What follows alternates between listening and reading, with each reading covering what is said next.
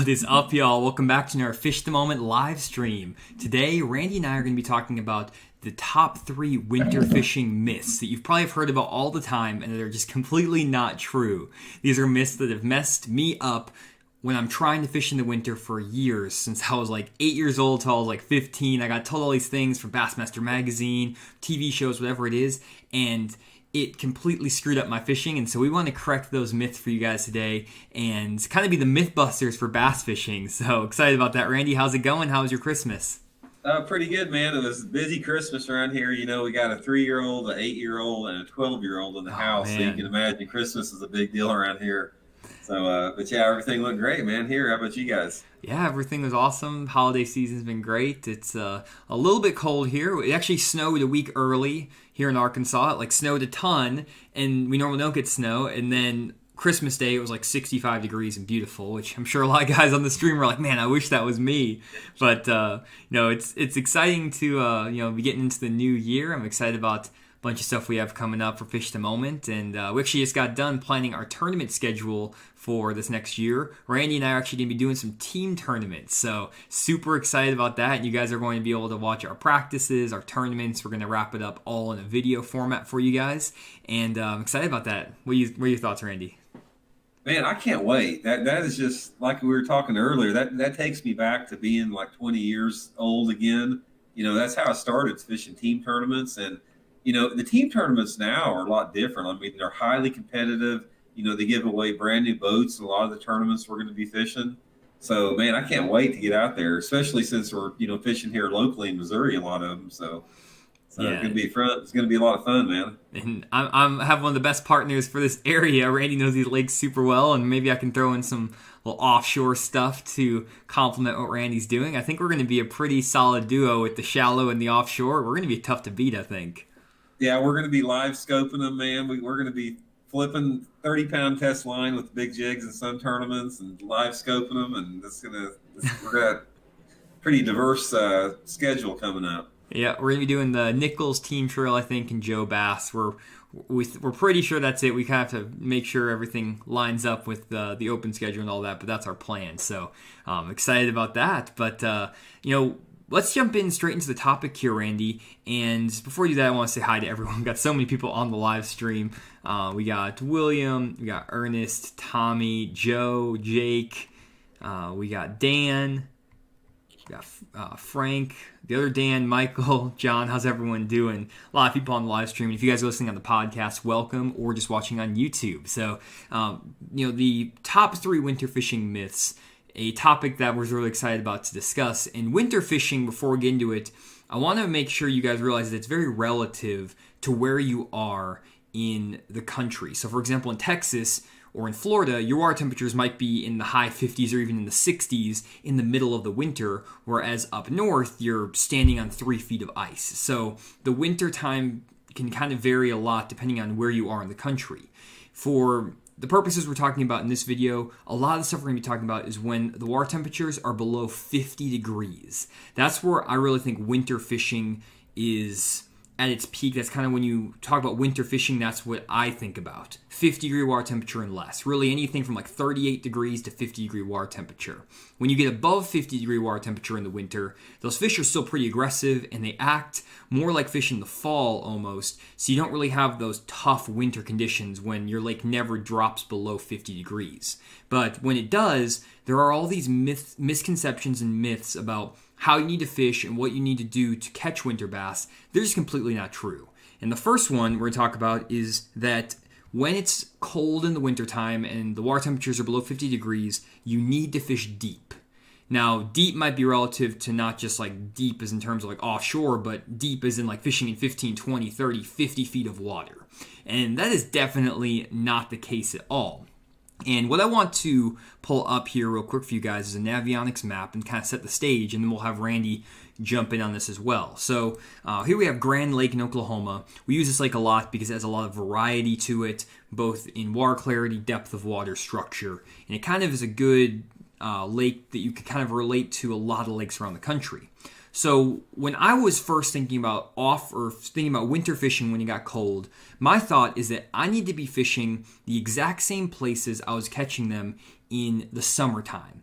That's offshore ledges, off of points that drop into the creek channel, off of main lake areas and main lake structure. But whenever I would try to go out and fish those areas, I wouldn't have that much success. For whatever reason, I just wouldn't catch that many fish.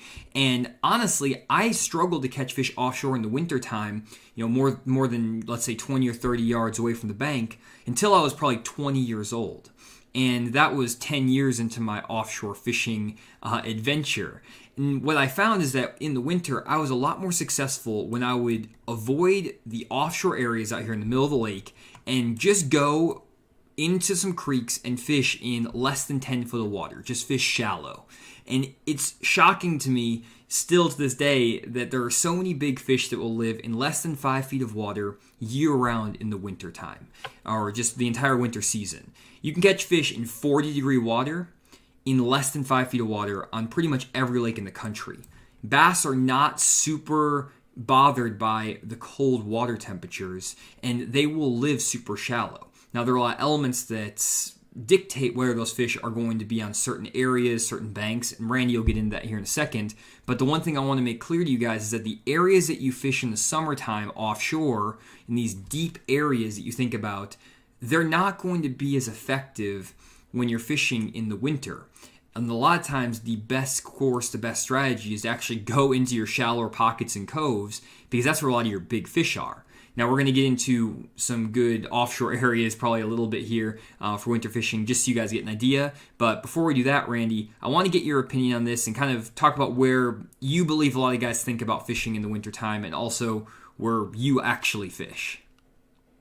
Well, I think a lot of it, we have come so far as the knowledge that we have about wintertime fishing. I can remember back when I first started bass fishing back in the late 70s, early 80s, everybody thought wintertime fishing was either jigging a spoon or fishing a little tiny hair jig as slow as a snail, and that bass were tough to catch, they were deep, they were not aggressive, and that's just not true anymore. So what you have is when you decide about breaking these myths in the wintertime, a lot of it has to do, like I said, with the type of lake you're fishing and also the species of the lake that you have and the percentage of the densities of different species. Because in the wintertime, if you have a lake that is strictly largemouth versus a lake that has a good mix of largemouth, spotted bass, and smallmouth, those fish are going to be positioned and they're going to relate differently into the winter type of ways that you can catch them as far as, being in that shallow water. One of the things that I found out about wintertime fishing when you're talking about fishing like in off-colored water, places that you normally wouldn't think to catch them in, is if you have a lake that has a big population of largemouth bass, that's going to be more conducive to that. But once you have a lake that you start to get a little bit more of a percentage of spotted bass, smallmouth mixed in there, then you have those bass starting to suspend and water clarity becomes more of an issue at that time. But from what I found in all the lakes I fished across the country, there is a segment of the population of those bass that will live in 5 foot of water or less all winter long, even when that water temperature gets down to close to 40 degrees. And I think that's something that a lot of people didn't understand, 10, 15, 20 years ago. They just never thought to look for those bass in those areas. But what has happened is we've had this evolution of lure technology, different type of jerk baits. We've got these high-tech crankbaits. We've got different types of really sneaky, tricky finesse jigs that are able to catch these bass that we simply just didn't have in the past before. And where would you say, if you pull up the Google Earth, Randy, on your screen, you can just present your screen and then pull up Google Earth.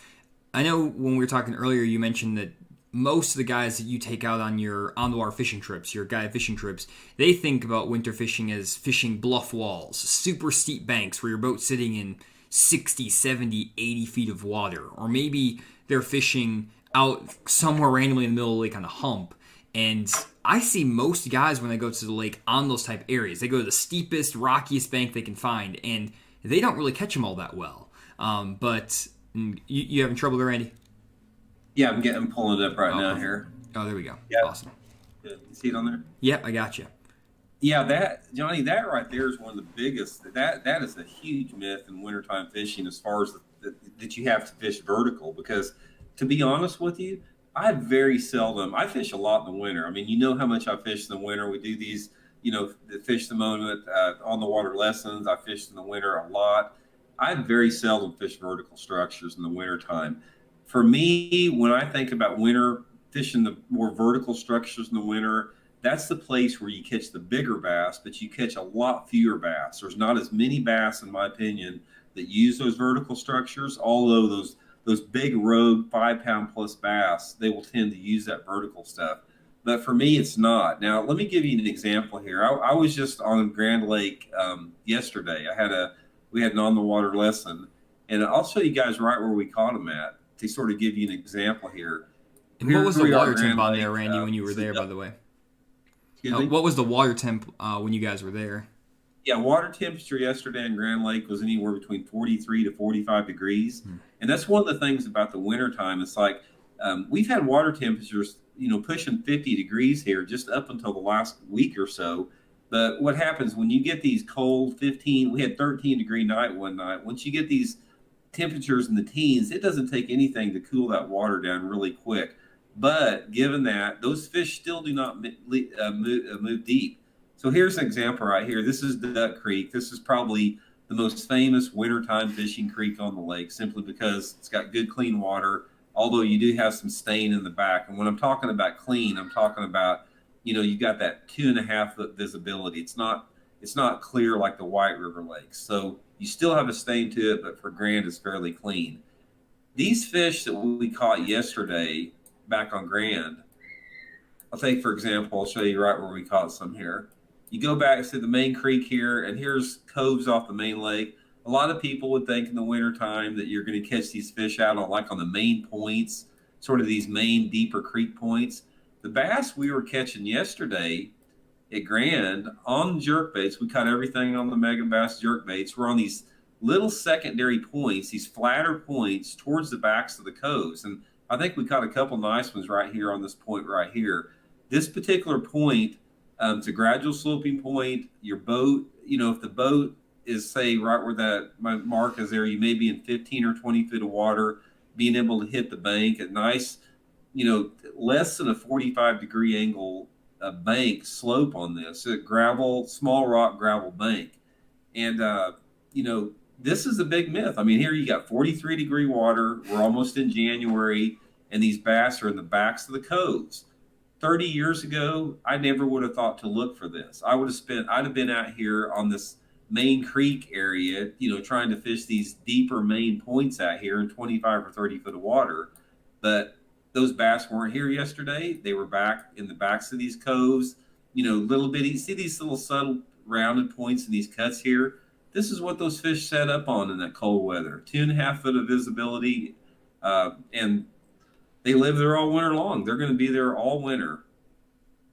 So that's one example of it anyway. Yeah, and that's something that I find is super typical in the winter is the fish are shallower and further along in the creeks than you would actually expect. And if you stop sharing your screen, Randy, I'll pull up a couple more examples too. Yeah. And I'll pull them up. Let me give you one more quick example here, guys, before we go off the screen here on this particular point. When you're dealing with off-colored water in the wintertime, on this point, like I said, where we got two here, you've got two populations of bass living on this point. You got these bass that are in less than 5 foot of water against the bank that you're pulling off the bottom. And also sometimes you'll get a bite halfway back to the boat, those fish suspended 4 or 5 foot down over 10 foot of water. So they're using, different, depth setups there. Yeah, and that's super common for my fishing, and honestly, that's a lot of times why I feel like I catch a lot of good fish. Let me transition over to Navionics for you guys. I feel like I catch a lot of really good fish in the wintertime in places where a lot of guys would never even think. So, for example, if you're on Grand Lake again, you can catch a lot of really good fish way back in these creeks and back in these pockets off of, for example, like this short little point right here, or off some of these more rounded, flat points. And as you can see with the Navionics, these points do have a creek channel that is running somewhat close to them. You have 30, 35 feet of water out in front of them. But the actual point itself is in like 6, 7, 8 feet of water.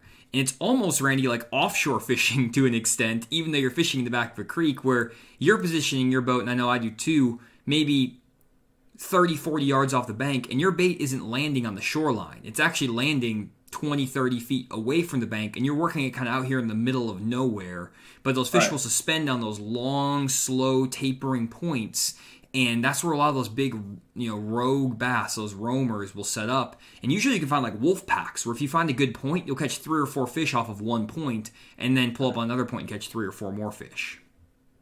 Yeah, definitely so. And anytime that you get any lake that you have around the country, when you're dealing with a major creek on the lower end of the lake, you're going to have a couple different mixtures of water clarity, and you're going to have a lot of options within that creek. You're going to be able to catch bass, back in that 5 foot of water on some of the place that Jonny was just talking about. So there's going to be a lot of different options based upon how that creek's laid out.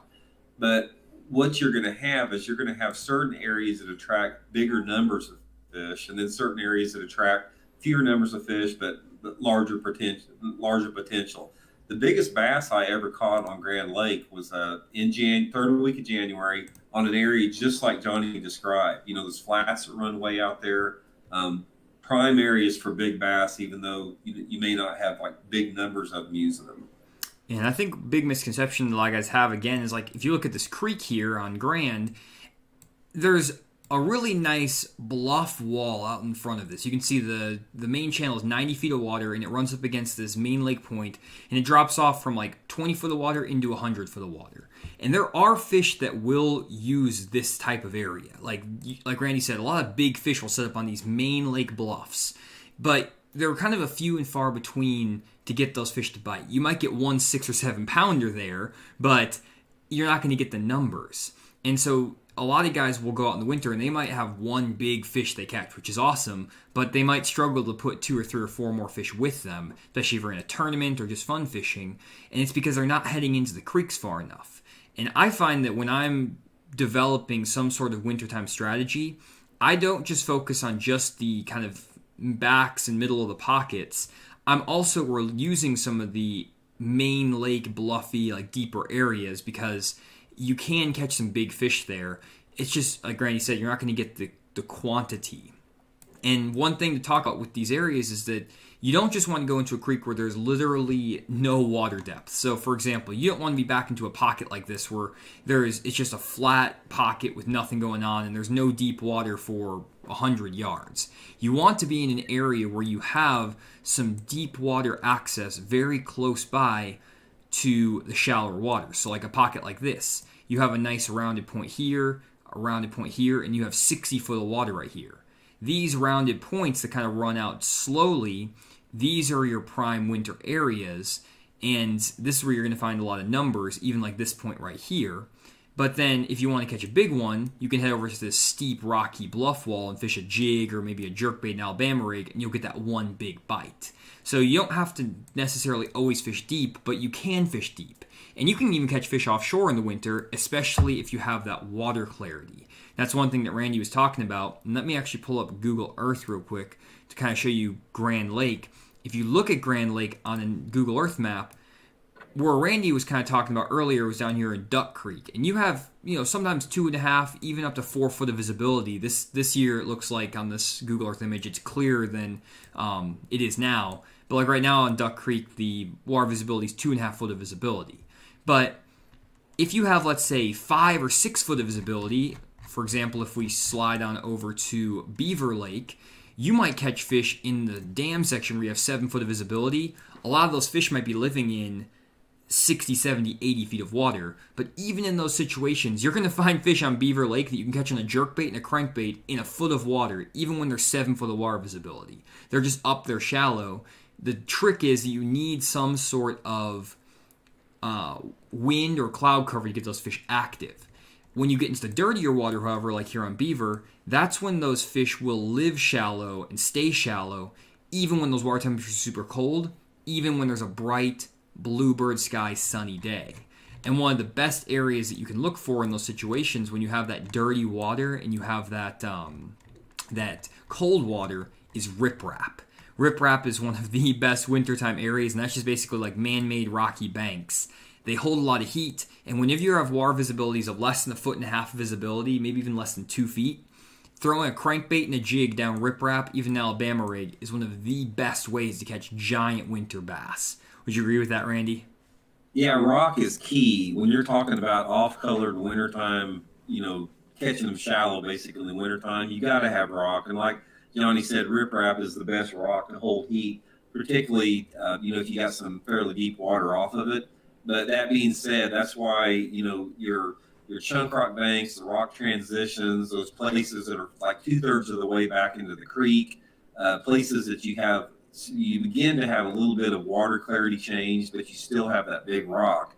And for me, that's been the big key, because that's what will get those fish shallow. If you tend to have the flatter gravelly type banks, the points, that type of stuff, that's when you start having those fish mix up between suspending, using the bottom, roam a little bit more.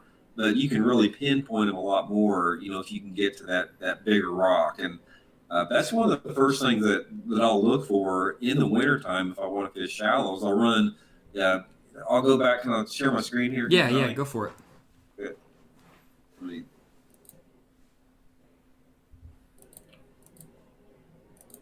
Yeah, it's one, well, Brandon said pulled up. One thing that he said there, guys, is super important to remember is that water clarity is key. When you have stained water, dirty water, that's when those fish will get shallower. But when you have clear water, it's not that case. I'm going to pull up. We'll go back into Horse Creek here. I'm going to show you guys a prime example of a shallow water winter type area. And this is just I'm just using Horse Creek as an example, but you can use this on any lake that you fish, anywhere you go. Now, back in Horse Creek here, here's the back of the creek here. It flattens out. You got willows, gravelly mud banks, that type of stuff. But back in the creek here, this bank right here is the last channel swing rocky type bank before it starts flattening out. You can see here, this is a really, really steep bank. It's sort of it's not really a bluff, but it's close to a bluff. But it's the last steep rock bank before the creek starts to flatten out in the bank here. And this is what you want to look for if you're looking for shallow fish in stained water in the wintertime. Go back into these coves and creeks, and if you go all the way back into the back, you can see here how the bank's starting to flatten out a little bit. You got a little bit of rock mixed in, and then you gradually start to get to steeper banks. And this last steep bank, before you get to those flats, those fish will live on this shallow banks all year long, and you can catch them shallow cranking. You can catch them pitching a jig up there. It's one option if you don't want to get out and throw a jerkbait or an Alabama rig, for those suspended deeper fish. Yeah, and so a rule of thumb there, Randy, would be if you're in, let's say, 2 foot of water visibility or less, go to those steep rocky banks, whether it's a bank like you see here on the screen that's like a channel swing bank with big rock, or on the riprap. But if you have more than 2 foot of water visibility, the points we showed you earlier with the flatter, tapering points that stick out off the bank, those are your places where the bass will suspend, and that's where they'll be in that clear water.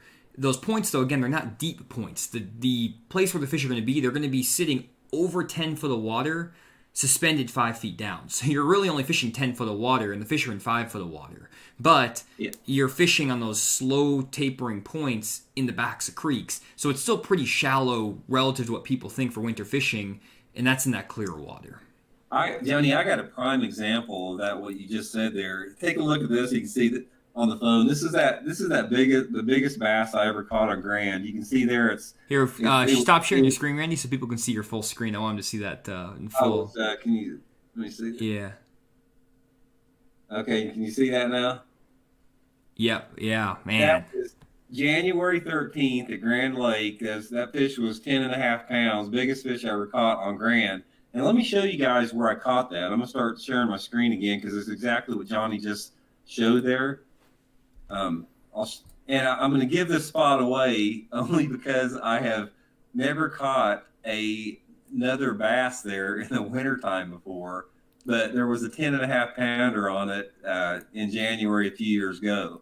But this is a textbook place to just what Jonny just described there, what we're looking at. So By the way, we're gonna Randy, go back to how many guys would give away a spot where they caught a 10-pound bass on Grand Lake other than Fish the Moment?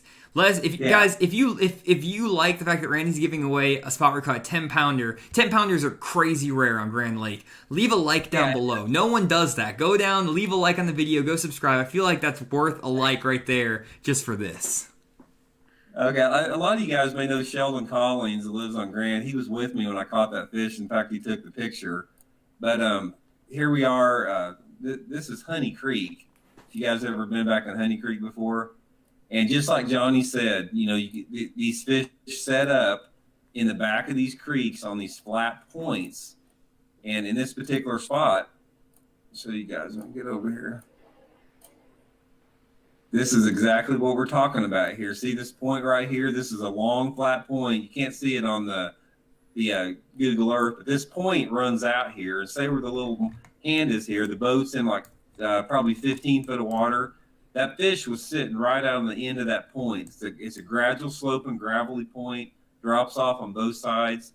And that 10.5 pounder was sitting right out there, 2/3 of the way back into this creek, just sitting out there by himself. So that's the prime example of what he's just talking about.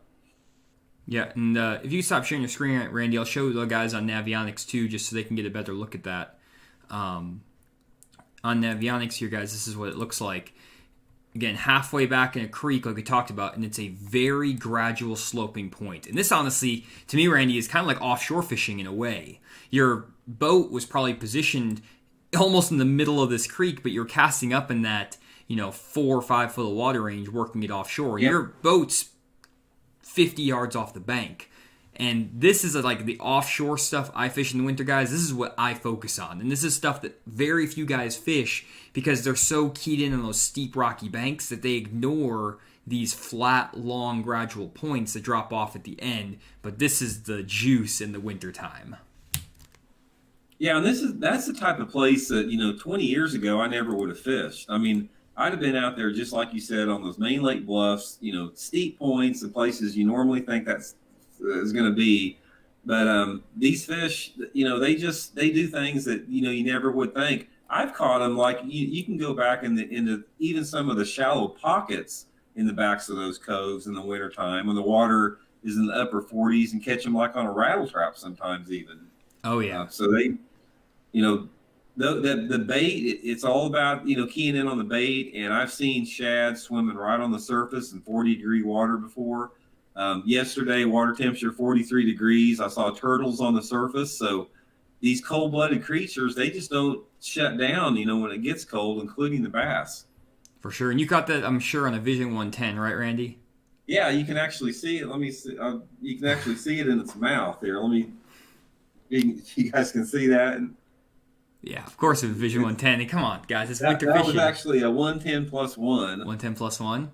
Yeah, so well, yeah, but I fished that point 100 times in the wintertime since then, and I've never caught one. So you guys go after it. You can catch one there. Good luck.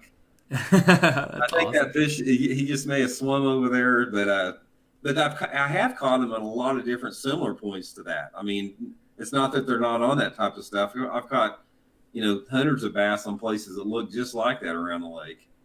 Oh, by the way, someone said that's Biffle's spot. So if you guys want to go, you gotta say 100 yards away. If you see Biffle, go the other way.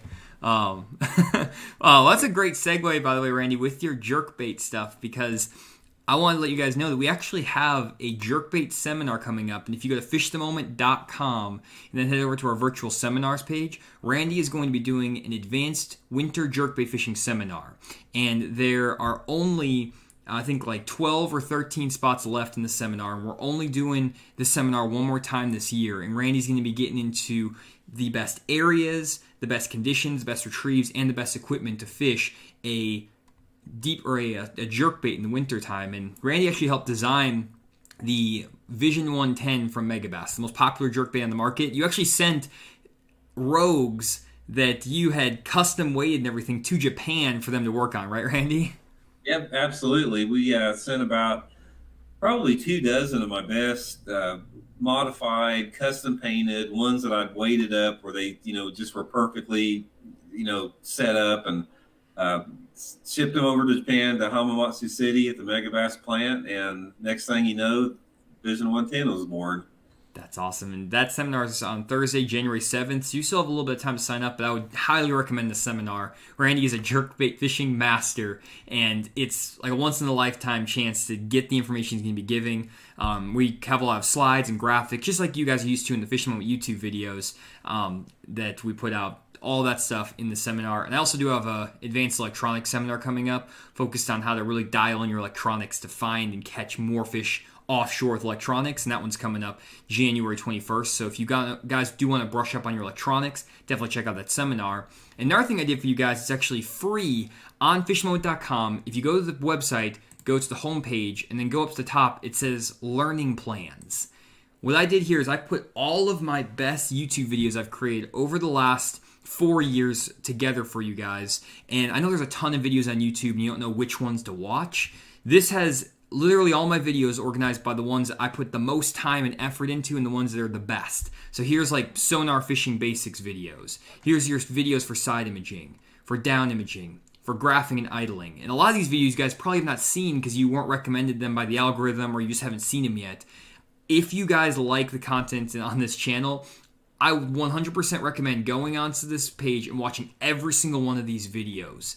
Each video I spend about 40 hours making, anywhere between 20 to 40 hours making each video. Some of these I spent probably 60 hours making. So this is literally hundreds of hours of my life on these videos alone, and they're my best videos. So definitely check this out. It's basically focused on offshore fishing and how to improve your offshore fishing. So just check them all out. Definitely worth your time. And then just one more thing always to call out is we have our lake breakdowns too. Our winter lake breakdowns are available. Fall breakdowns, if you guys still want to check out those. And then also we do our virtual fishing lessons, and Randy does the personal lake breakdowns where it gives you 40 waypoints on your home lake. So super cool stuff there. Now, one more thing I do want to talk about, guys. I know we're talking about a bunch of this stuff, but gotta keep the lights on, keep the podcast going. One thing I'll talk about is the new Fish Tools box by Jewel Bait Company. You guys had saw that we did the Christmas box with Jewel, and the Fish Tools box is actually something they just came out with where you get $60 worth of baits for $30 basically. So you get $60 worth of premium baits, jigs, spinner baits, jig heads, all the best baits made in the United States, basically half off. And if you take a look here on the screen, basically, it comes in a nice box like this every single month. And I actually help put together these boxes every single month with baits that are designed specifically to help you guys catch fish in the season you're fishing. So it's a super cool way to, get some good fishing tackle. You guys have done like Mystery Tackle Box maybe or some other stuff. These are all like premium quality baits. These aren't knockoffs that come from China that were on the end of the production line, or reject baits or extra stock with weird colors. This is all premium content that you can, or premium products you can buy straight on Jewel's website. You can, get the baits, you can see them. It's not like leftover stock. It's like all good quality stuff. And because they're basically produced in the US and go straight from the production line into the box to your house, they can give them to you at basically the manufacturing cost. So you save 50% markup from like retailers and all that stuff. So it's a great option. Definitely check it out, jewelbait.com. So awesome. That is it. That's it for the promos. Thanks for sticking through that, guys. Always appreciate that. We actually are getting some sponsors now for the live stream, and obviously have to promote Fish the Moment so we can provide this content to you guys for free, and the YouTube content as well, because that's what we love to do. We love to provide the free content, but we also have to, pay the bills, right, Randy? That's right, man. Awesome. Well, let's get to the next topic here. So the next winter fishing myth is that you need to fish slow. That's something that I hear all the time. You have to fish super slow in the winter, especially when water temperatures are like 45 degrees or less. But I found that is completely not true in a lot of situations. Now, there are times when it is true, and we'll talk about that a little bit. But honestly, I find that guys fish way too slow in the wintertime and don't cover enough water because they have this idea in their mind that they have to be moving their bait super slow. They have to be working really hard to get these fish in the boat. And one great example of this is I was over on the lake similar to Grand Lake. No, it's not exactly Grand. on it's one of these a little lake by my house. Water temperatures were 43 degrees, and I was fishing offshore. But what I was doing is taking a football jig, and I'll try to find an area that it was similar to where I was fishing. It was kind of like a point like this that kind of ran out, and then it dropped off into a channel. But it was kind of this long sloping point, and there were some brush piles out here. I pulled up there, and I threw my jig in that brush pile, and as soon as that jig made contact with that brush, that fish ate it. And it was a 5-pounder. Throw my next cast in there. Bait barely hits the brush, catch a 4-pounder. I go back to that same spot later in the day, catch a 6 and a 7-pounder. And I have all of it on camera. I'll be showing you guys a video of that. But basically, the jig just got within like the realm of the brush pile, and that fish ate it. It wasn't like I needed to just soak that jig in the brush pile all day long. And really, I find that whenever you get baits around aggressive fish in the winter, they bite really quick. The trick is finding enough aggressive fish to actually eat your bait. And what I find is that actually fishing at the same speed you fish in the summer is actually a good thing, because the faster you fish, maybe not the fast in terms of like how you reel your bait or how you retrieve it, but moving a lot, moving to different areas, making 5 to 10 presentations in an area and moving on is a lot more efficient, because the goal in my mind in the winter is to find 5 active and aggressive bass, or maybe even a school of aggressive bass that are setting up on an area like this, or even down like a certain bank. And you'll be shocked in the wintertime how many fish feed in small feeding windows. So for example, what you'll find is maybe if you're going and cranking down this bank that Randy talked about earlier, you might find that only 2 hours out of the day, the fish will actually feed on this bank. But if you can pull up here at the right 2-hour window, whether it's with the sun being out or the wind blowing on it, you might be able to catch 4 fish off this bank. Boom, boom, boom, boom, boom. But if you fish it in any other feeding window that's not that 2-hour window, you're not going to catch anything. Those fish are not going to be aggressive. So what you have to do a lot of times in the winter is cover water, move a lot of spots, hoping that you hit one of these areas when those fish are actively feeding. Now, you might find that the fish are on this bank, they're on this bank, they're on all these banks, they're maybe just sitting suspended, but when you get around those active fish, you can catch them really quickly, and you can catch them with a reaction bait, like a lipless crankbait, or a jerkbait, or medium diving crankbait, or a jig, and it's not like you have to sit there and just like work it super, super slow to get those fish to bite. You can reel it at a medium pace, maybe work your jerkbait with a decent twitch or a pause, maybe a 2 or 3 second pause, and work your jig at a normal pace, and still get bit. And so one thing I think a lot of guys mess up in the winter is that they don't cover enough water. They fish maybe 2 or 3 bluffy banks all day long because that's what they're told to do. They just move their jig a foot every 20 seconds and just like dead stick their bait. But what happens is that it doesn't matter how slow you fish your jig down this bank if you're not there at the feeding window. If they feed here at noon and you're fishing there from 8 until 11 and then leave, you're not going to catch anything. But if you pull up here at noon and fish your bait at a medium speed, you're going to catch 10 or maybe 3 to 4 to 5 fish, maybe 10 fish off these banks. Would you agree with all that, Randy? Yeah, definitely the part about the feeding windows, because in the wintertime, you definitely have feeding windows. And for me, most of the time, that is sometime during the middle of the day when you have the biggest, greatest amount of light penetration in the water. For me, when you're talking about fishing slow, fishing fast, or finding your pace, it's all about the technique that you're using. Now, for me, when I fish in the wintertime, and I do fish in the winter a lot, more than most anyone I know, in the Ozarks, this part of the country, which we have a lot of diversity in water clarity, I'm basically fishing 3 different techniques. I'm fishing a jerkbait, an Alabama rig, or a swim bait. Occasionally a jig. Jonny fishes a jig deep a lot in the wintertime, but I'm more of a jerkbait Alabama swim bait guy. For me, when you're talking about fishing too slow, a lot of it has to do with your water clarity and how the fish are positioned. If you're dealing with water visibility, say over 3 foot deep, and especially if you've got suspended fish in that situation, I found out that you don't have to fish slow at all. It's just like Jonny said, if the fish are there, they're going to bite. They're usually pretty aggressive.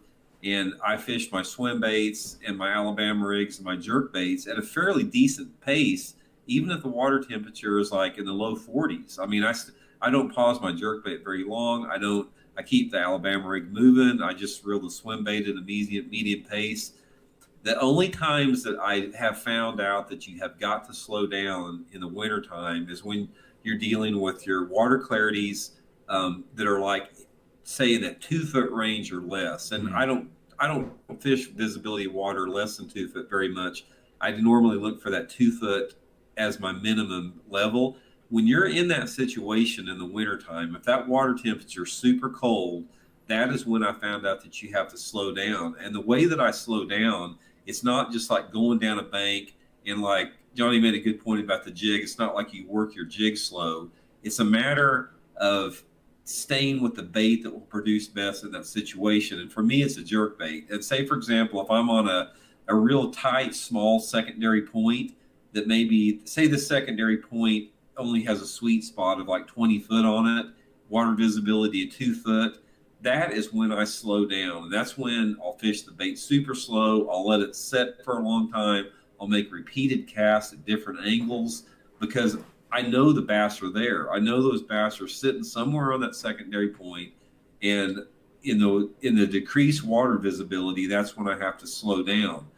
But for the most part, I don't fish that water visibility that much. I'm looking for that 3 foot plus visibility water, and you simply do not have to slow down in that. You have to. It's not like what I found out in bass fishing in general. It's like I don't like to think in terms of fishing slow or fast or whatever. I'm thinking about always finding the right pace for the condition. And that pace is centered around water visibility, water clarity, wind, time of day, bank angle. There's a lot of variables that add up to that. So it's always about finding that right pace. Yeah, that's a really good call out there, Randy, and that's something that is definitely rings true as well. I'm glad you brought that up. When I fish a lot in Lake Dardanelle in the winter time, I used to fish out there a lot. Lake Dardanelle is part of the Arkansas River, and so it's really muddy. Like you have sometimes 12 inches, maybe even 8 inches of water visibility in some sections. And when you get in that super dirty water, like for example right here by the state park, Illinois Bayou State Park, right here, the riprap here, sometimes you'll have a foot of water visibility and water temperatures will be 40 degrees, but you can still just hammer them off this riprap in the winter. And I actually have a video from like 3 years ago, Randy, where I caught a limit for like 13 pounds off this riprap in the first hour of the morning. Water temperatures were 40.9 degrees, and I was catching them first hour of the morning, right when the sun came up. And I was fishing a flat side crankbait, and I was just reeling it as slow as I possibly could while keeping bottom contact. And whenever you're dealing with super cold water, less than 45 degree water temperatures, and less than, let's say, 1.5 foot, 2 foot water visibility, like Randy said, that's when you have to just crawl your crankbaits, reel them as slow as you can, fish your jerkbaits really slow. That's the only exception. And that's one reason why a lot of guys feel like they can't catch fish in that dirty water. And that's actually the last myth that a lot of guys think about winter fishing, is that you can't catch fish in dirty water. You need clear water to catch bass in the wintertime. And in general, that's the case. For example, if we're over here on Dardanelle, some of the best areas on the lake in the wintertime are, for example, these strip pits that are over here. These are literally old, mined out strip pits. You can see the water visibility in here is super clear. It has like 3, 4, 5 foot of visibility. And in here, this is where a lot of tournaments get won, but there's also a lot of boat pressure here because that clear water, like Randy mentioned earlier, makes those fish more susceptible to being caught. They are more aggressive. You don't have to work your bait as slow. You can reel your bait at a normal pace and kind of fish at a normal speed like you would in the fall or even in the spring and catch fish. So that clear water does make those fish more aggressive. However, you can still catch fish in super dirty water. Out here in real muddy water, out in the main lake, in a foot of visibility, you just have to slow down a ton. Drag your bait super slow, reel your bait super slow. And a lot of times, like when I'm fishing on the Arkansas River on other pools, I found like if we go down to where I kind of grew up fishing, there's a couple areas where I've gone and I've caught fish off the, back in some of these backwater areas where there's a little bit of a steeper bank and off some of these like points and stuff like this, where you have a foot of visibility and there's like grass and stuff out in front, and I'll just fish a jerkbait and dead stick it for like 15 seconds, and all of a sudden a 4-pounder will come up and eat it, and the water's so dirty that those fish need time to actually like see the bait. And so I'm throwing bright chartreuse or bright white, matte white baits, letting them suspend for 15-20 seconds in their face, and then working the bait again just super slow. And when you deal with super cold dirty water, that's the way you have to catch them. And that's why a lot of guys don't catch them in dirty water in the winter, and they prefer to just go to a clear water lake. Have you heard that myth before too, Randy? Yeah, definitely so. I mean, the point what you made about, the bass will bite in dirty water, but you have got to adjust your approach and your presentation to catch them. And that is the time that you're right. You're using those brighter colors. You're slowing that bait down. You're giving them a chance to find that bait, because a jerk bait and a lot of different baits in the wintertime, they're sight-oriented baits. And if they can't see it, they've got to be able to find it with their lateral line. One of the things that I'll add to that is the fact that when you're talking about cold water fishing, in my opinion, you've got three different phases of that cold water. You got the early winter when the water is dropping down to its lowest point. You've got the mid part of the winter, which we're getting into right now, where the water is, they bottom out at the lowest point.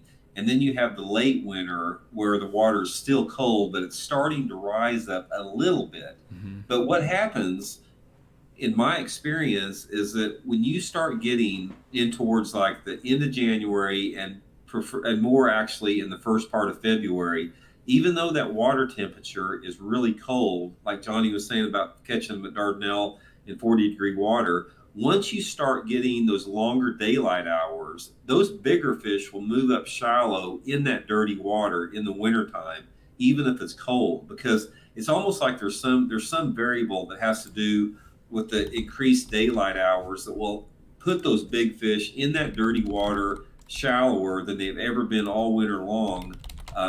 And there's a lot of times there seems to be no reason why they should be there. It's like, why should a bass, a 4-pounder, be in 2 foot of water in 40-degree water? And a lot of it has to do with, it just goes to show you there's more important things than water temperature. I know, here's a prime example I'm talking about. When they had the Bassmasters Classic at Grand Lake in February, Matt Heron's a good friend of mine. He was down there pre-fishing, and he was telling me that he got on a really solid flat-bill crank, or just a flat-sided crankbait bite in the muddy water, right on the bank. Water temperature was like 41, 42 degrees. He said these bass were literally in 2 foot of water right on the rocks. But what happened is, even though that water temperature was still 40 degrees, you started to get into February. Their daylight hours were they were 20, 30 minutes longer than they were during when it was 40 degrees in January. So just remember that, is pay attention to your daylight hours as much as water clarity or temperature, especially in early and late winter. That's super good advice. And I think a lot of guys they spend too much time worrying about the water temperature and a lot less time worrying about the water clarity when it comes to fishing, both on the high end and on the low end. Honestly, what I find is, as long as you have forage present, whether that's bait fish, shad, gizzard shad, threadfin shad, whatever it is, crawfish or bluegill, if there's food around there, there's going to be bass living there. Because honestly, I find bass are super resilient creatures. I've actually seen bass, there's YouTube videos all over the place of this, but guys are throwing frogs over the top of ice, on shallow, thin ice, new ice, over the top of underwater grass mats that have ice over top of them, and bass are blowing up on frogs through the ice, eating topwater frogs. Bass are crazy. They will eat. They don't care. They really don't care. And so what I would say is, don't get too bothered about water temperature, all that stuff. Water clarity is the biggest factor that influences what these bass can be doing, and we've kind of given tips on that. But one other thing for all you guys down there, I see in the comments, we're going to answer questions here in just a second, guys. But what I did hear about is guys who are saying, man, I am my lake has a maximum of a foot of visibility. That's great water clarity for my lake. And just to kind of give you guys an example of some lakes like that, I need to find the lake I'm trying to go to. I'm going to go over here to a really shallow, muddy, just kind of mud hole. I'm getting lost here. Here we go. Here's a couple lakes like this. For example, a lake like this is just super shallow and just a mud hole. There's some clear water sections up over here, but a lot of the lake is super shallow and muddy. Well, in this situation, there's 3 things you want to look for when your lake has 1 foot of visibility maximum. First, you want to find the clearest possible water. So even on these really dirty water lakes, there are going to be sections, for example, back in this area, back in here, where you have a little bit more clear water. you can see the water has a brighter or a darker green to it as opposed to this bright green over here. And no matter how dirty your lake is, there's going to be a section where you have a little bit of clear water running in somewhere. It might be a difference between 12 inches of visibility and 18 inches, just a half a foot visibility difference. But a lot of times that will push a lot of shad in that area. It'll make them a little more comfortable, and those fish will bite a little bit better. What a lot of times happens too is it's not like you're fishing super deep. So for example, I'm going to burn some areas here. People aren't going to be happy, but I'm going to go over to Millwood Lake here. So one really good example of this is on like a Lake Millwood. It's super dirty on the main lake and up in these rivers. But there's some areas, for example, if you look at the main river where you have super muddy water. But if you go back in some of these backwaters, whoa, you can see it gets really dark, and you can see there's some boats back in here, and you can catch them back in just these cypress trees and around shallow grass. If there's grass in there, a lot of times the water's clear because there's shallow vegetation.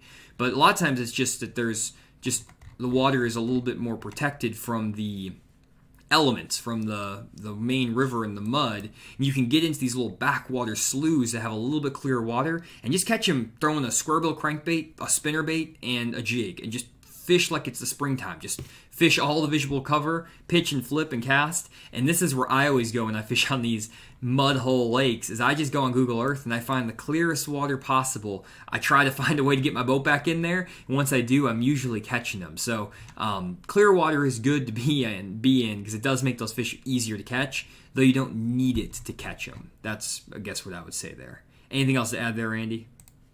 Yeah, definitely. So when bass have to eat. It doesn't matter how cold the water is; they still have to eat. They eat all the time. And for me, when you're dealing with that water visibility of 12 inches, there's been two things that add up for me. Number one is I don't like wind. I want that bank or that water to be glass calm, glass smooth. So I'm looking for areas that are protected by the wind, and I'm also looking for that shallow rock. And when you got, like you said, if you got the cleanest water in that dirty water, no wind and rock, that's where those bass are going to be shallow when the water's dirty. Mm-hmm. For sure. Yeah, that's it. And that's really, guys, the big three myths. So we have, you need to fish offshore. You need to fish deep. One of those two. Maybe not just offshore. You need to fish deep in the winter. Not the case. You can catch them in the backs of the creeks up shallow. No problem. Number two, you need to fish slow. We just talked about that. You don't need to slow down unless you're in that really dirty, cold water. Less than 2 foot of visibility. But if you find that 2+ visibility, you can fish pretty quick and still catch a lot of fish. And it's also important to cover a lot of water so that you hit those feeding windows appropriately. And the third myth is that you need to fish in clear water. While fishing in clear water is preferred, it's not mandatory. You can catch them in very dirty, cold water. You just need to find rock and slow down. Slow down a lot, fish really slow and methodically, and find rock, and you can catch them in that dirty water. So hopefully that kind of gives you guys an idea for winter fishing of how to tackle it. And if you guys haven't been on the whole stream or you're just joining in, this video is posted on YouTube afterwards, and we also put it on the Fish the Moment podcast as well. So if you want to go to the Apple iTunes podcast or on Spotify, you can go Fish the Moment podcast and find it there. Now, I do want to get to some questions here, but do you have anything else to kind of wrap up on those topics, Randy, before we start answering some questions? Yeah, the main thing is, like I said, it's just getting out there and doing it. I mean, I fishing in the wintertime is not the easiest thing to do. But, it can be super rewarding. Like I said, once you get it where you get confidence, you know what to look for, you know where to be at. I mean, it's something that I really enjoy because, there's not as many people on the water that time of year. And you got a chance to always catch a good one, especially in late winter. That's some of the best time of the year to catch giant bass. For sure. Cool. Let's get some questions. Arthur asked Randy about Lamar City Lake. We went over there, your little home lake. He asked if you'd fished there in the winter and how you caught him there in the past, if you've caught him there. No, I've never fished over there in the wintertime. The water's pretty dirty at Lamar Lake. You don't have a lot of good water visibility, but I hear stories about guys catching them over there in the wintertime. I've just never been over there before. I would say go fish down the dam where the rock is and just throw a squirrel or throw a flat side crankbait down that dam back and forth all day long. That's where I would be. I know there's a bunch of fish there. I caught them there in our one video there, so I know that they're there. That's what I'd be doing.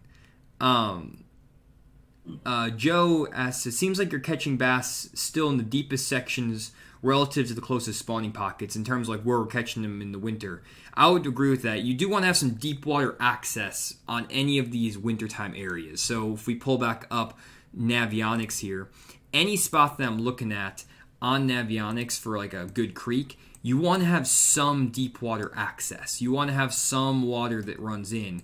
Now, one thing that's crazy is, like, I know Jason Christie, he caught some really good fish in the Bassmaster Classic one year in this pocket right here. It looks like nothing, but there's actually just like a little ditch that runs in there, and there's 15 foot of water here, and it runs in this little tiny pocket. And he caught some really good fish there. So you don't have to necessarily be, even near like 20, 30 feet of water, as long as you're near some depth of water, 15 feet-ish of water, there are going to be fish a lot of times that will relate there. But yeah, definitely having a little bit of deeper water close to those shallow flat points is always helpful. Kind of basically deep water out in front of spawning pockets. That's where a lot of good shallow water winter bass are. Any other thoughts there, Andy? Yeah, deep water is relative. It's just like that secondary point I was showing you guys in the back of Duck Creek. The water depth out off that point was 15, 18 feet deep, which was plenty deep enough. I mean, with 15 or 20 foot of water is deep water. So, don't let that scare you off. It's not like you've got to have 40 or 50 foot of water right next to your areas for them to be good. You just don't want an area that has a long area of just flat water with no breaks on it. You need to have some type of a gradual slope, whether it be point ends, sides, whatever, that gradually slope down or drop off quickly close by. Sure. Not that it has to be that deep, but it just has to be relative to the cover you're fishing. Yeah, I agree. Perfect. Question from Mike. He asks, do you like to fish uphill in the winter or downhill? What he means by uphill or downhill, guys, is if you're fishing uphill, it means that you are putting your boat in shallow water, casting in the deeper water, and then reeling your bait from deep water up to the shallower water. Or then casting downhill is where you put your boat in the channel, the deepest water, cast up into shallower water, and then reel your bait down. In the winter, I find that I always catch more and bigger fish when I put my boat up in shallow water, cast out into deeper water, and drag my bait from deep into shallow. I learned that from guys on when I used to fish a bunch of local tournaments, the Mr. Bass of Arkansas. A couple guys showed me that. Some of the old guys who would just Carolina rig points, and they just throw Carolina rig, they put their boat on the bank, cast out into the middle of nowhere, drag their bait uphill, and they would catch giants. And so I've kind of got that stuck in my head. I don't know if it makes that big of a difference, but I find that it's unique and different, and if you are fishing in a tournament, it can help put a few extra fish in the boat because those fishes aren't used to seeing it. But if you're fishing down the bank, Randy, do you ever do that? Do you ever like put your boat on the bank and then cast out? I'm a big believer in angles, and when let's just say points, for example, like that. I mean, most people cast deep into shallow on points. That's what the bass see all the time.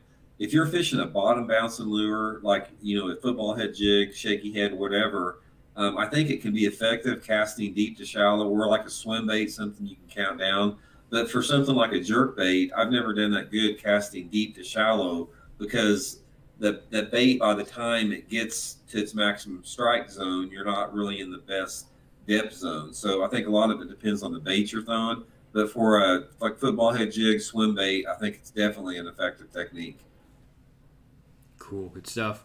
Robert asked, you said, Randy, you watched a vlog today where the statement was made that Table Rock needs a good shad kill to improve the fishing. Your thoughts on that? Well, I've always found that shad kills make fishing really tough. And, if I see a shad kill on any of the lakes that I'm fishing at that are obvious, I try to get away from them because when you have a shad kill, you got such an easy food source for bass that it can be very difficult to catch them. So I don't know if I agree with that. I mean, for the most part, I mean, if you got a lake that got an unhealthy population of skinny bass possibility, but for all the lakes that I fish around this part of the country, I run the other way if I see a big shad kill. That's interesting because I always found that it was, at least in like the Arkansas River, if I saw a shad kill going on, that's when I picked up a jerkbait and started throwing it, and I catch a lot of good fish on a jerkbait around the shad kill. Maybe not like right where most of the shad are, but like on the boundaries of where the shad are starting to die. I find that I Yeah. can catch them doing that. That's interesting you do that. I always Yeah. think I should go run towards it. So maybe I've been doing it wrong this whole time, guys. A lot of it could be the type of lake you're fishing or the species in it. I mean, or the water depth, water clarity. There could be but I'm talking specifically around the Ozark lakes because that's where I fish at in the wintertime. But I know, for example, at Table Rock Lake, um, I just can't catch them very good around a big shad kill. I've got to like get away from that.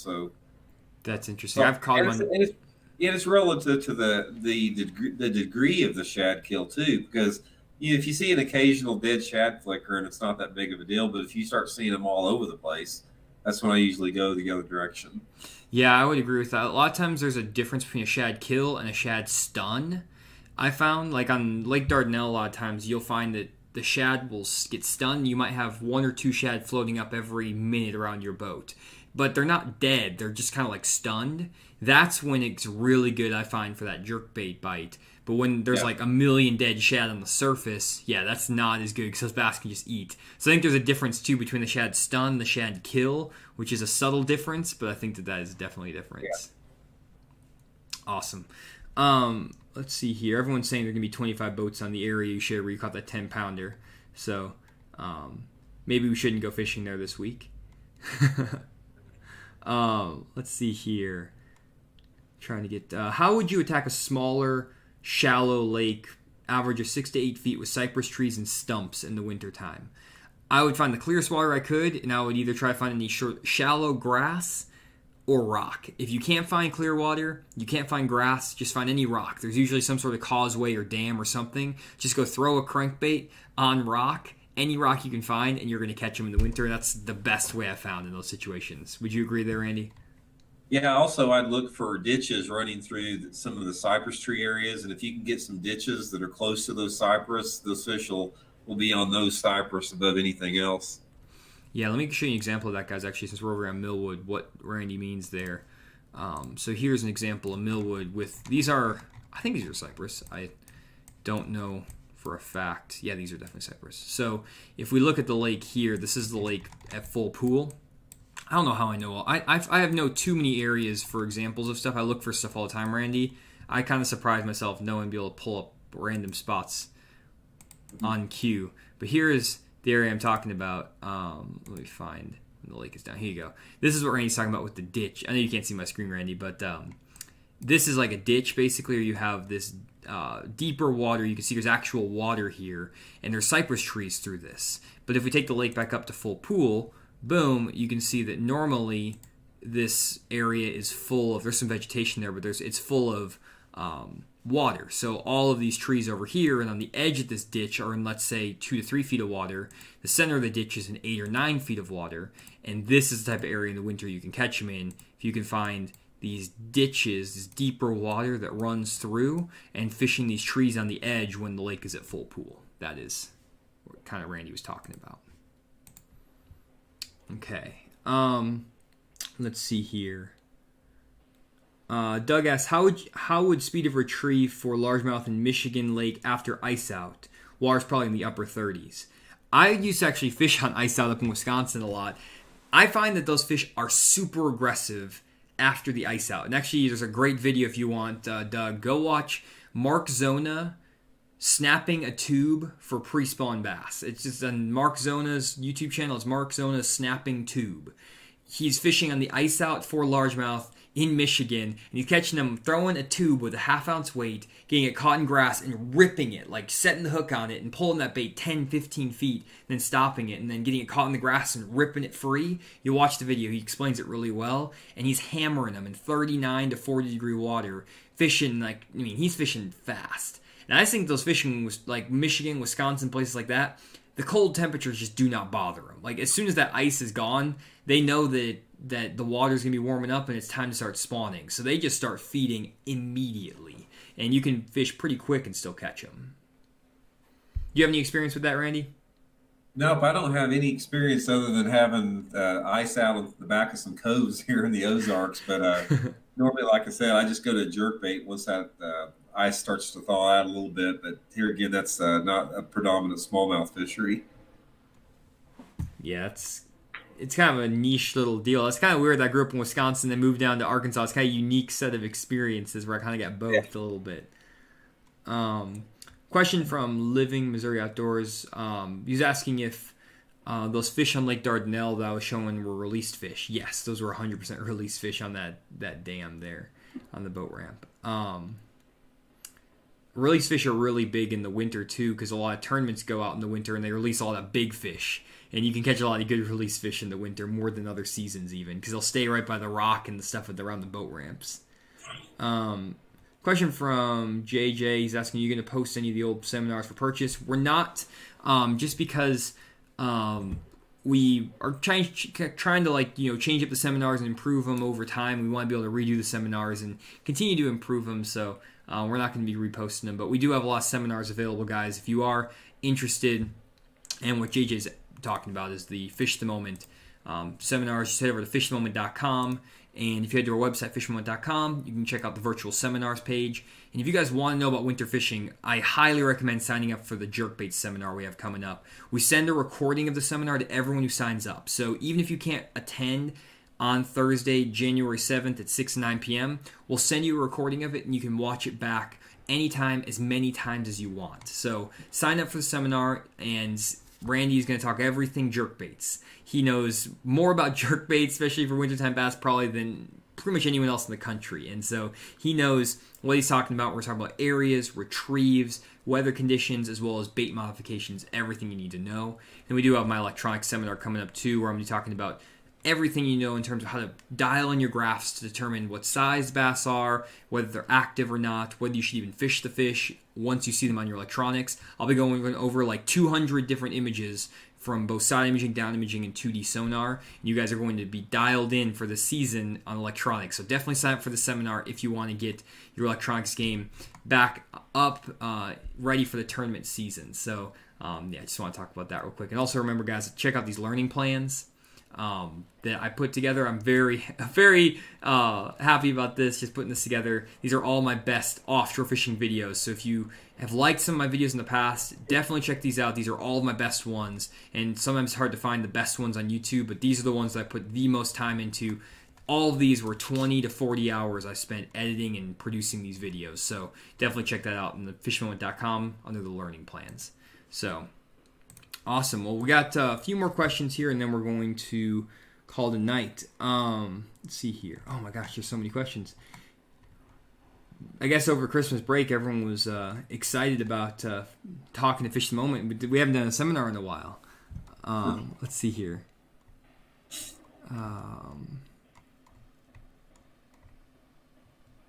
Sorry, guys, just trying to find another question. Okay, maybe it's just people talking to each other. Okay, here we go. David, what is the best way to measure water clarity? The way I do it is I just put like a bright colored crankbait, whether it's like a chartreuse or a white crankbait. I reel it all the way up to the rod tip. I stick the rod tip into the water, and then I wait till I see the bait disappear. I pull my rod out, and then I just kind of pinch the rod, and that tells me water clarity. But honestly, as much as Randy and I fish, we pretty much can just tell you the water clarity just pulling into a pocket. Would you agree with that, Randy? Yeah, you can look at baits in the water too, but one of the things that I like to do is I like to take a look at the water clarity, like when I launch the boat in the morning at the boat ramp, because that gives you a good indication of how far you can see down on the bottom. So I look at the bottom at the ramp, and I run baits through the water too. Yep. And then Saren is asking, are there any more on-the-water classes? Yes, we do have on-the-water lessons with Randy, so you can head over to fishmoment.com, sign up for an on-the-water lesson with Randy, and he can help you out. And you can go to all different lakes here in the Ozark region, and the lakes are listed there. Do winter spots hold up better, or do they shut off faster? As J Mavs, winter spots are always more consistent. You just are. If you're fishing in a tournament, you're never going to win off winter spots unless you're on Lanier or like that kind of area. Maybe like a Hartwell, because that you could win off spots because a lot of 3 and 4 pound spotted bass. But unless your lake consistently produces 3 and 4 pound spotted bass regularly, most of the time, yeah, spotted bass are way more consistent, but it's hard to win any tournaments or do well in any tournaments on spotted bass. But usually you can find them schooled up a little bit easier, catch them offshore with your electronics. If you're good with your electronics, they're pretty easy to find and catch. They're just not usually big enough to make an impact. Would you agree there, Randy? Yeah, definitely. And, the winter patterns will hold up a lot longer. Like I said, if you're concentrating around any hard structure, submerged timber, breaks, points, that type of stuff, ditches, that makes them last a lot longer if you can find them on that. Yep. Question from McKean. Why does clear water impact winter fishing? I think it's just the fact that the clear water, those fish can see a bait from further away. And so when you're working it fast, that instinct to kind of chase a bait and eat it is stronger. And it's actually crazy, Randy, because when you see this like super cold water, you would think these fish are super lethargic. I found I can throw a jerkbait. I was using my live scope, and I was throwing a jerkbait over the top of brush piles. On that same day, I was catching them on the jig. And I would see 3 and 4 pound bass. I guarantee you they're 3 and 4 pounders following my jerkbait out of a brush pile 30, 40 feet, following it and nosing up on it and just not eating it. But they were following it all around. And this was 43-degree water temperature with maybe 3 foot of visibility. So they were tracking that thing forever. And I just think that the fish are not really that lethargic unless the water temperature is sub 40. They're not super lethargic even when you have, super cold temperatures. It's just that water visibility. As long as it's clear, they can see that bait, and there's just that instinct to go chase after food, regardless of how cold it is. Mm-hmm. Yep. Awesome. Okay, so one more question here. We'll take this from John. He asks, can offshore structure 5 to 10 feet rock pile in the middle of a 30-foot lake hold winter bass, or is bank fishing better? Definitely those offshore rock piles and stuff, John, are going to hold a lot of big fish at certain times. It just depends on if there's bait fish out there. There's a lot of factors. I find that I catch a lot of big fish offshore in the winter, really good fish, and good quantities as well. But I would say that it's a lot harder to find winter bass offshore. Locating them is harder than it is in the summer. But when you find them, it's really good. But it's a lot easier to find shallow fish in the winter. But maybe the size isn't always as consistent. Would you agree there, Randy? Yeah, definitely so. And like I said, water clarity also has a big thing to do on that. If you can find those rocks in clear water and deep water, I mean, those fish will live on them all winter long, especially if you got a big spotted bass population. Yeah, for sure. 2 more questions here. Joe says, Jonny, is the advanced offshore electronics the same as the electronics class coming up? Yeah, we're changing up all the names, guys. Joe, the seminar is very similar. I'm changing it up a little bit.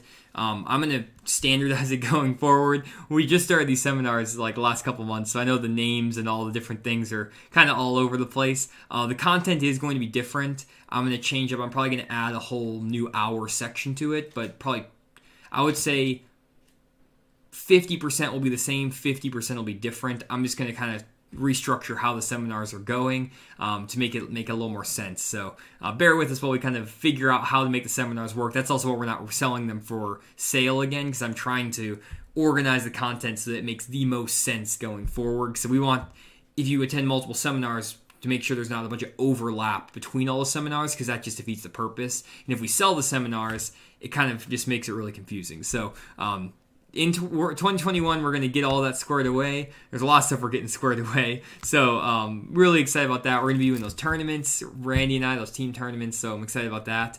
And let us know, guys, in the comments down below what type of other video content you would enjoy for 2021. We're going to be doing a lot of on the water stuff, electronic stuff. Randy's going to be on the water with me. We're going to be doing tournament videos. So we're going to try to mix it up. But we're also going to try to put a higher emphasis on quality content. So we may be putting out fewer videos, maybe 1 a week, but we're going to be going for super high production quality. That's kind of our goal, and so hopefully you guys are going to be enjoying that.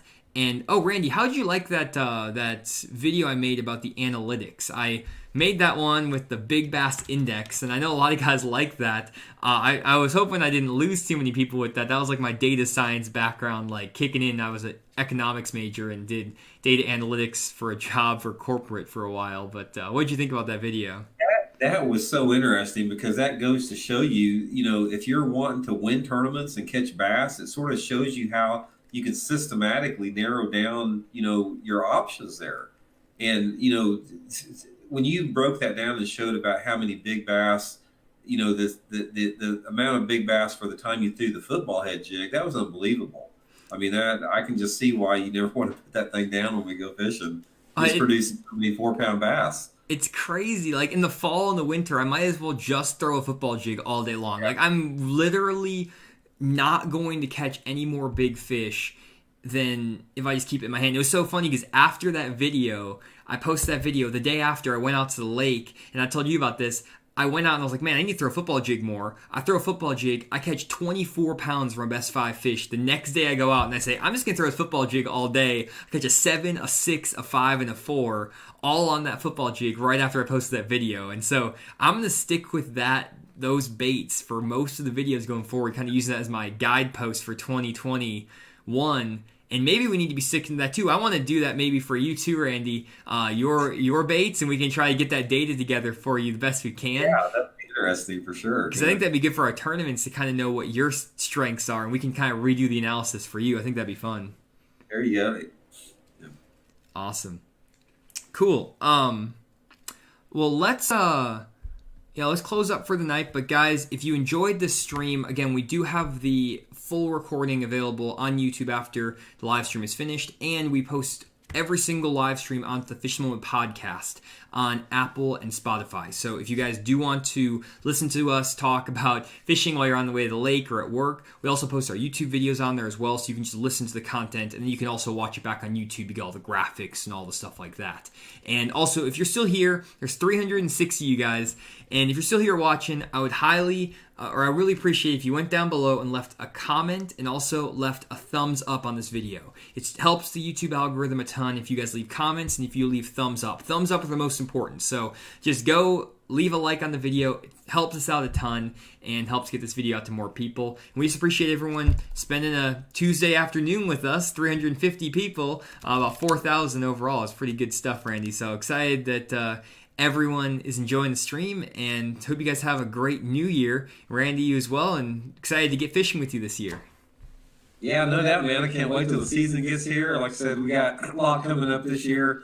In addition to the fishing tournaments, I mean, we got a lot on the plate, and it's really satisfying to Jonny and myself both to be able to have such a passionate audience to present this information to, because that, to me, that's one of the most satisfying things about fishing, is like when you can share information with people that are sincerely wanting that information. Back in the day, we used to do fishing seminars that would have like 100 people in the seminars, and you see half of them falling asleep in the audience. But you guys are passionate, you're driven, you're focused, you want to become better anglers, and that really encourages us to want to put that content out there. Awesome. Well, guys, thanks again for all the support. We really appreciate it, and we're excited for 2021. Hopefully putting out a ton of great content, helping you guys become better fishermen. So have a great new year, and we'll see you guys